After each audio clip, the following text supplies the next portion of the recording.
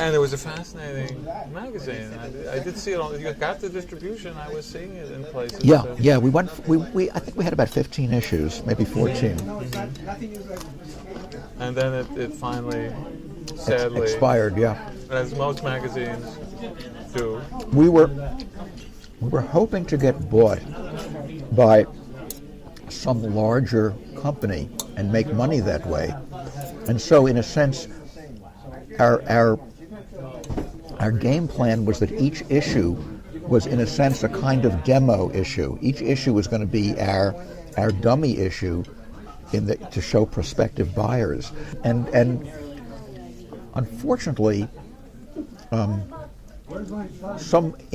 was an interested buyer at one point, and we would have been in clover if this had happened. But I think the buyer did some market research, showed the magazine to a bunch of potential of actually housewives, unfortunately, not our audience, and they were kind of horrified by it. They didn't like it at all, and we were dropped, and that was... Was it that you were simply ahead of your time? I mean, when you think of the number of bestsellers, for the Ann Rule books... They were already out on the market when we were publishing. Wow. Yeah, Ann Rule was a popular writer already at that time. Yeah.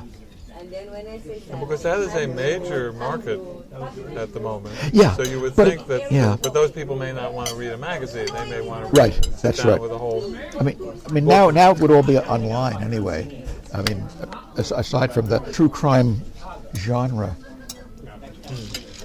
in the paperback stores. Well, let's say you had an Eric Potter today give you a phone call and say, "Guess what, Ted? I've got the backing, and someone wants to do a magazine. Yeah. And can you please come up with something? What would you want to do now?" Oh, I hate to say it. Today it would be some... Why would you hate to say it? Say it. It would be some politically incorrect right-wing political magazine, I guess. It would be a magazine about politics. So... nothing to do with fantasy. So you wouldn't be doing a Charlie Hebdo politically incorrect. You would be doing a... I don't know. I sort of sympathize with Charlie Hebdo, but I guess I don't know exactly where it came from. Oh, you mean on the spectrum? Of the magazine? On the spectrum, I don't know. I don't really. Well, would that be a good use of the money? Do you think that magazine would? No, it would. This would have to be. I won the lottery, and you're publishing it as a vanity project. Well, the print magazine industry is dying. I mean, I worked for GQ for more than a decade, and now GQ is only coming out, I think, 10 times a year. All the Condé titles, except the New Yorker and Vanity Fair, they're just coming out 10 times a year. That's kind of scandalous. I am so terrible. I believe I am subscribing to actual print Condé Nast magazines. I subscribe, let's see, is Esquire? No, Esquire. No. Because every time I get my Esquire, it comes in a bag with a subscriction card, come on, for GQ. No, it wouldn't. Vanity Fair. They're competitors. Fair, no, that doesn't sound right either. Vanity Fair is not? Because Vanity Fair is a Condé Nast magazine. It is, but Esquire's not. Okay.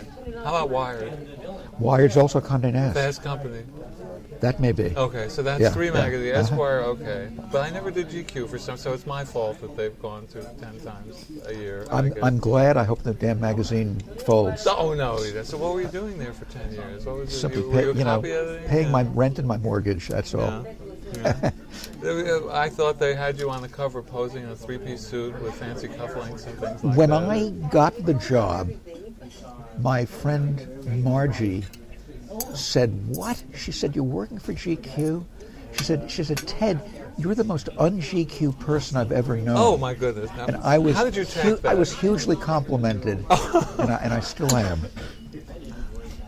So, you would not therefore have wanted to be. I was in Columbus Circle last night as I was walking my wife to the opera, and I passed by the building where the Coliseum used to be. I forget what that building is called now, but there was a party. Yeah.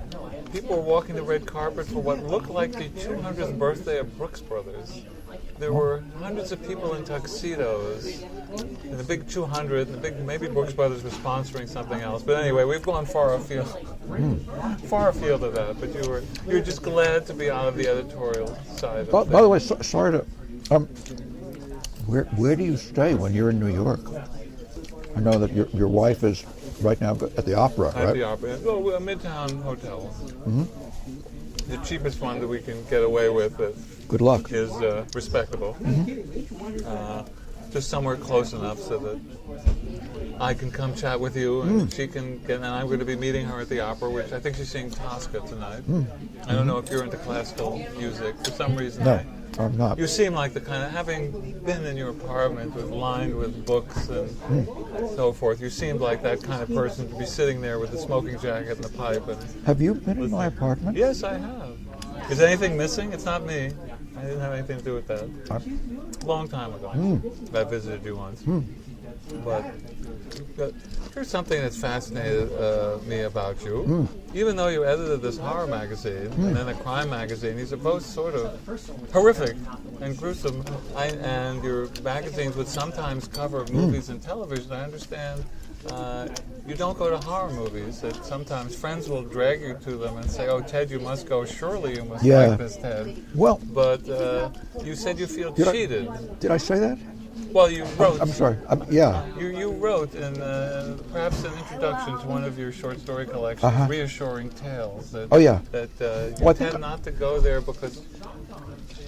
I don't want to paraphrase you, but let me see if you can remember why you thought. I think maybe I said that I feel cheated when the horror movie's story is nothing other than some invincible, unstoppable supernatural force that over the course of the movie, conquers and defeats all the human beings, and that's the end, and you're supposed to kind of just sit there and say, so that's the way the universe works. Yeah, it seemed to me as if you were striking a blow against nihilism. As if, the cards are stacked against the protagonist. There's no way they can win. So therefore, all we're doing is watching their eventual grinding down. Yeah. So you were not... I don't know, you're being kind in attributing some kind of philosophy to it. I think it's just my preference for happy endings. So... I do occasionally. I do see horror movies. I do, I tend to watch them these days on a tablet. I tend to watch them on various illegal pirate websites. Are you sure you want to be saying this out? I don't know that I want to be saying it, but maybe I'm lying. I could be telling a fib. I'm sure you have Netflix that you pay for, and I do.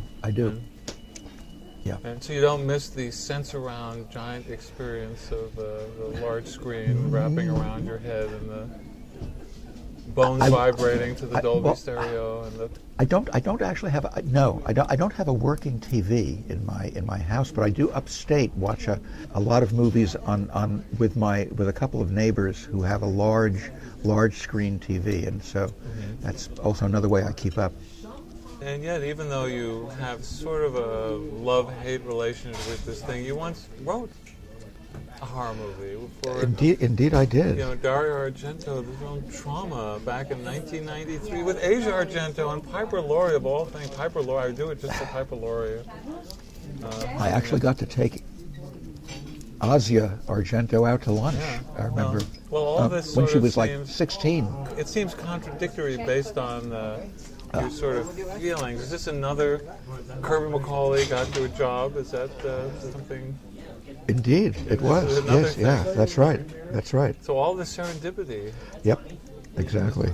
I'm the lucky recipient of a lot of generosity. Well, how did that come about? Including I gather this dinner, right? Although I'll be happy to take you out if you want. It's on me. Okay, all right. This doesn't happen often. You mean agents and editors or they writers? Exactly. Well, I don't get taken out often. Well, so what was it that you were trying to do writing this movie that you rose to the opportunity? Oh, it just seemed like a kind of an exciting thing to do. It was while I was editing Crime Beat, as a matter of fact. I think I'm on record as saying with some sadness that it's probably the worst movie that Dario Argento ever made, and I'm not sure I've actually watched the entire movie. I mean, Is that because you're embarrassed hearing your words, or you're just you're sort of a little bit, yeah. I mean, I just think it's not a good movie, you know. So people should not rush out right now. Please don't. To illegally pirate it. Please, yes, exactly. No, you Leave it be. So is that why you limited your cinematic output to the one movie, or Never been asked. That's all. Oh, is that? Oh yeah. So if asked, you would do it again. I mean, right now, if there's a Hollywood agent listening, who would, right? You know, right now, if some agent or agency is listening, they would rush to the phone and do it. So that would be the only. So you have nothing against the screenwriting aspect of things. You would great enjoy fun. playing with it. It was delightful to work with him. We did even a little bit of location scouting in Pittsburgh, I remember, for a couple of days. It was a lot of fun. You hear me as I told you I was going to do grunting, sort of, and wolfing down the pastrami while I'm speaking. Well, we're all going to be grunting. Unfortunately, the people listening to this have to put up with that. Yeah. Well, I want to talk about the way you are credited on that movie, because that opens sort of a whole door to another aspect of your life. Well, you were not down as Theodore Klein. Oh. You were down as Ivan. No. At least that's the way Wikipedia has it. It says screenplay by Ivan.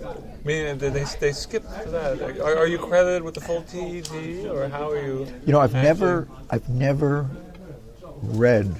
You haven't seen the screen grab of the credits on the screen? No. Well, when I went to the Wikipedia page, it said written by Ivan Klein. Yeah, now that may be incorrect. I should go to the IMDb page and double check whether they did that.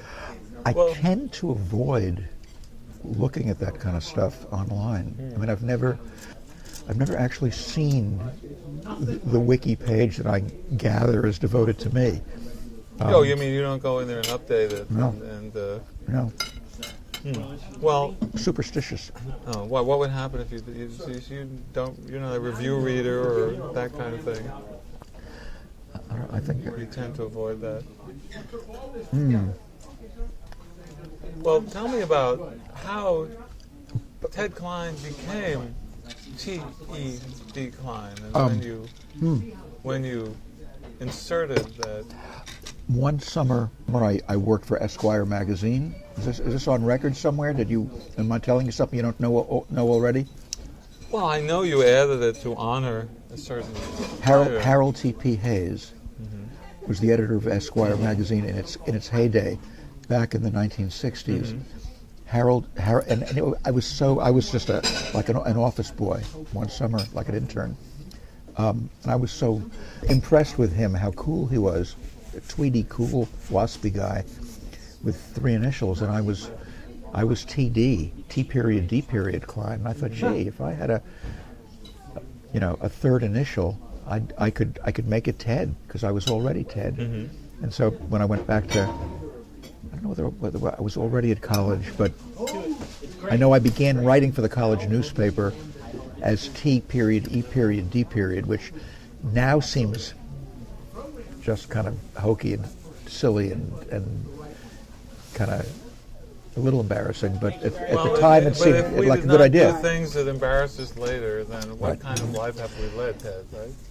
I remember the first time I ever spoke to, on the phone to Harlan Ellison, when I was working at Gallery magazine before they kind of gave me Twilight Zone to edit. And I introduced myself on the phone. I forget what I was talking with him about. It concerned Gallery, and I said something like, "This is Ted Klein." And he said, T.E.D. Klein, and I was pleased that he knew that name. I was surprised.